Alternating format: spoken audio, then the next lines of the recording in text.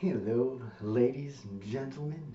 Celluloid shot here with what I hope will be a nice little treat for this Halloween season. Now, I've got this stack of movies right here, and I'm going to go through all of them. But I'm going to limit myself each film one sand timer, 30 seconds per film. That's 20 movies in 10 minutes to say what I want for each of these. So, once this goes, I'm going to begin. Let's see how this goes, shall we?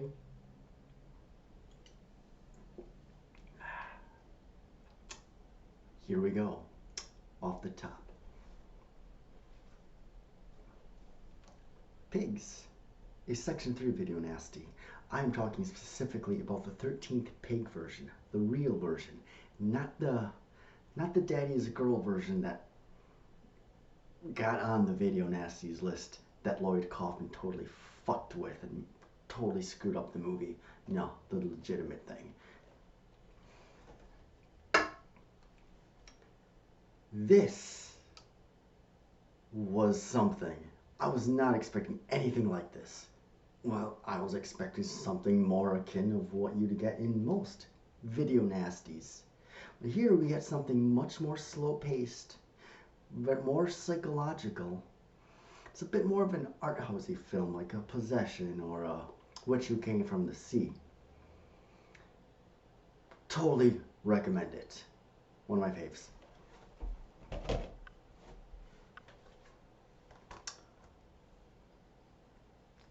Tourist Trap, one of the hardest PG films you will see.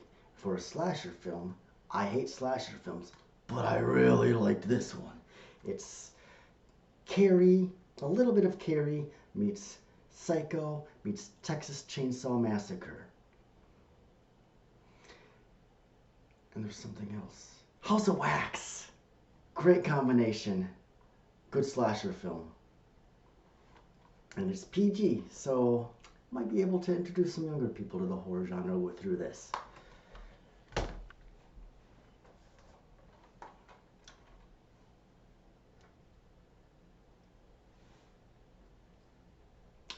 Another video nasty, not to be confused with the other video nasty called Eaten Alive. This is Tobe Hooper, and this kind of feels almost like a sequel to Texas Chainsaw Massacre. If the main character were to be Leatherface's brother, and I don't mean shock top, crop top. So, and it's got some weird lighting occasionally, some craziness with the alligator that really doesn't need to be there, but it's just there because why the fuck not? Whew. 30 seconds is tough. Got some nice Esprito type lighting in there, which is pretty cool. Last Broadcast, a great little look at how easily we can be manipulated through media just by looking at certain facts being presented to us, but then we see what really goes on later on. Cool little flick, much better than Blair Witch Project. Fuck Blair Witch Project. Did I even flip for the last one? Anyways, very slow, won't be it for everyone, but I do like how it goes from more fun footage, and then we see what really went on. I like this a lot.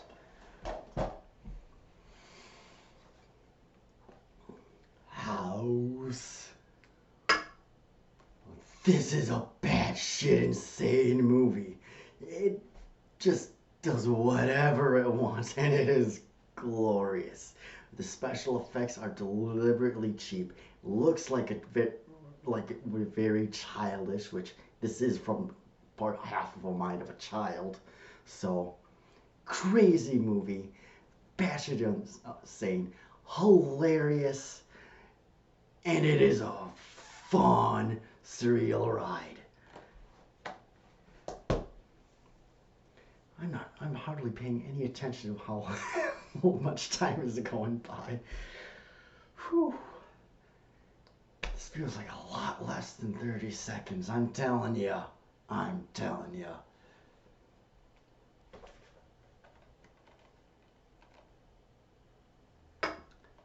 Burial Ground. Terrible zombie movie. The scariest thing about this is Simone right here, who's supposed to be about 12 years old. Oh, Steve McQueen in The Blob is nothing on this guy. Terrible movie. Definitely goes from shocky for the sake of shock stuff, like some incestuous type stuff. It's an Italian zombie film. That's not Fulci. Not much else to say.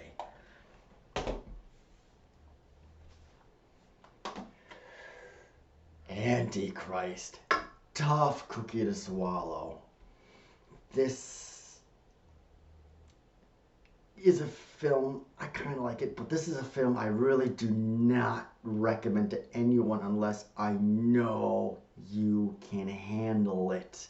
Because it's bleak, it's disturbing, and this is right around when Lars von Trier went really off the rails and started doing his really dark, disturbing stuff like Nymphomaniac and House That Jack Built and whatnot. This is one of the things that launched that. Gojira. I am talking specifically about Gojira, not about Godzilla, King of the Monsters. Gojira is the true horror film here.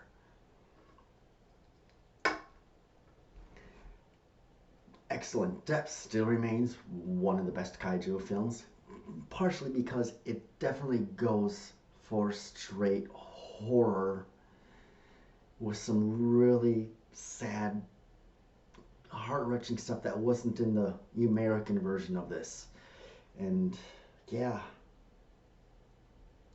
this definitely stands out among the other ones. Everything else definitely goes more towards fun, but this goes for it.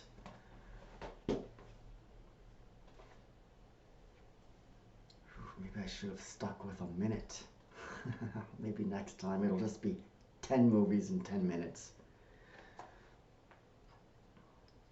Booker Man, scariest musical you will ever see. And it's definitely an effective movie. Very, very slow paced. But when that ending comes, it more than makes up for it. And yeah, definitely a very effective movie. Highly recommend it. I haven't seen the remake yet. Probably won't. But this one stands the test of time. Well, I went under with that one.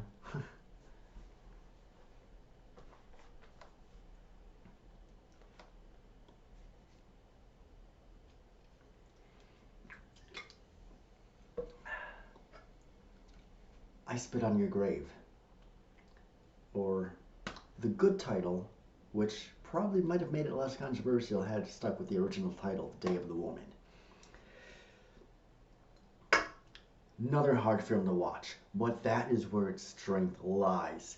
We are victimized with her, so we are violated, and then we get to have our revenge with her, and that makes it go from a harrowing watch to something that's really kind of disgustingly enjoyable.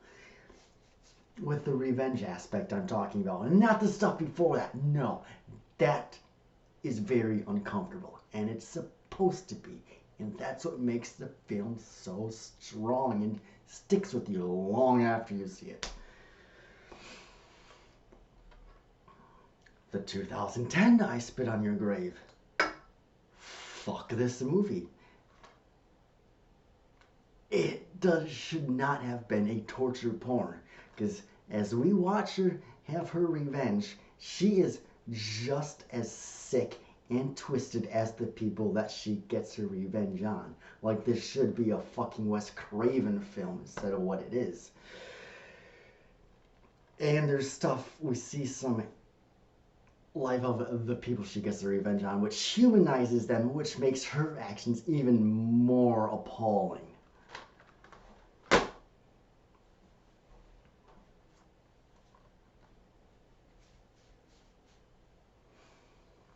The Evil, a Section 3 video nasty.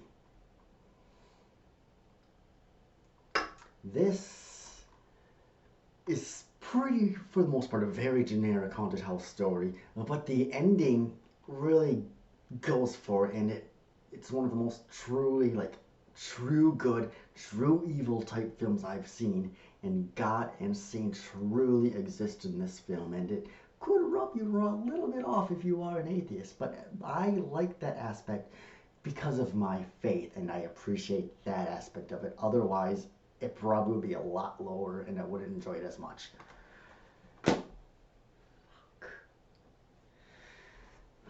Oh.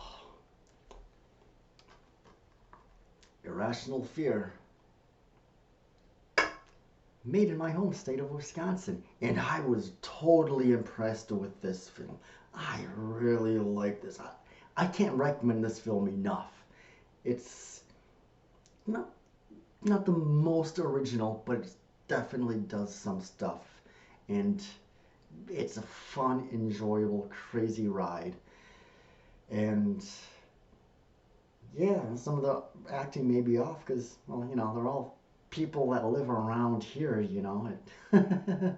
But very surprised with this.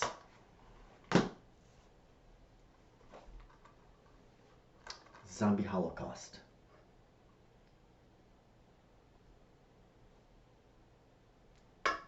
This film did not know if it wanted to be Zombie 2 or Cannibal Holocaust, and it fails miserably for it. This even has stuff taken directly from Zombie 2. And yeah, maybe if it had more focused, it could have been much more enjoyable. The only thing that makes anybody want to watch it is because of the video nasty aspect, which I forgot in my intro. But yeah, nothing special here except gore.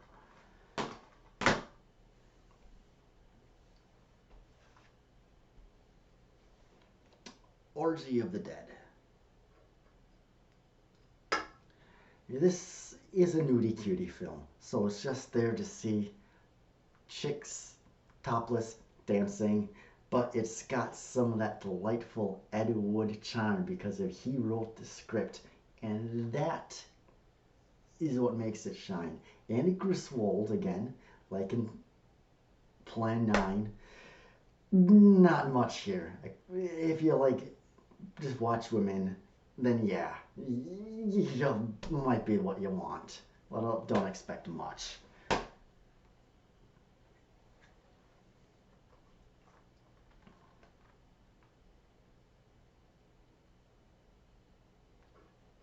Cronenberg's The Fly.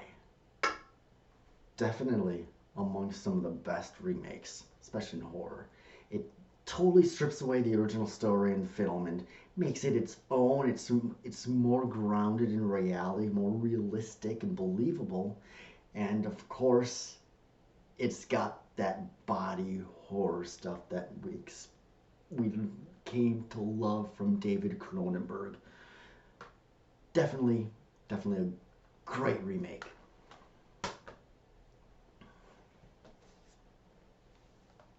The Burbs. I may have watched this film more than any other movie. This is definitely one of my true favorites. It's hilarious. I've always liked black comedies, and this tops it. Once watch the characters interact as they're trying to figure out if the neighbors are crazy or not, and great movie. Totally underrated.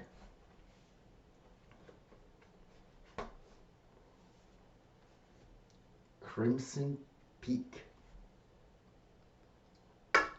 I really wanted to like this movie, but this is the most generic paint by numbers ghost story I had seen in a long time. It looks kind of pretty, but that's all it has going for it. Nothing else. I was expecting so much more from the guy that, you know, gave us fucking Pan's Labyrinth and Devil's Backbone and shit. Total disappointment. Total disappointment.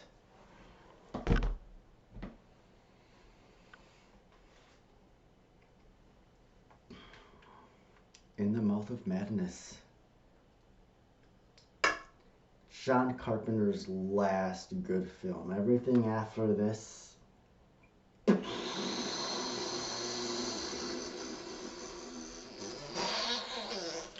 this is.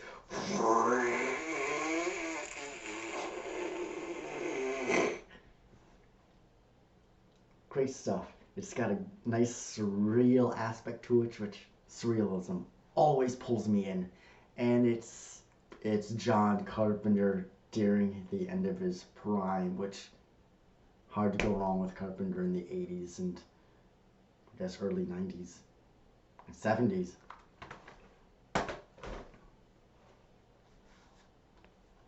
Trick or treat! I had to talk about at least one Halloween related film in this, so here we go. I love anthology films. This does not disappoint, especially the first segment with the principal. That is my favorite, and it's almost, to me, worth seeing just for that. And it's the most true, like, straight up black comedy of the bunch. The others definitely get more horror, but that, it's comedy. It's dark, bleak, stupid. I love it. Blast of a movie. Should be something to watch every year, no doubt. I am totally failing with this 30-second thing. I should make like a little rig that, you know, I hook up to my glasses so I can just look at it right here and then just whenever it's time. It might help keep me focused because I'm staring directly at you. And yeah, I got the timer on the screen, but I'm hardly paying any attention to it. And finally,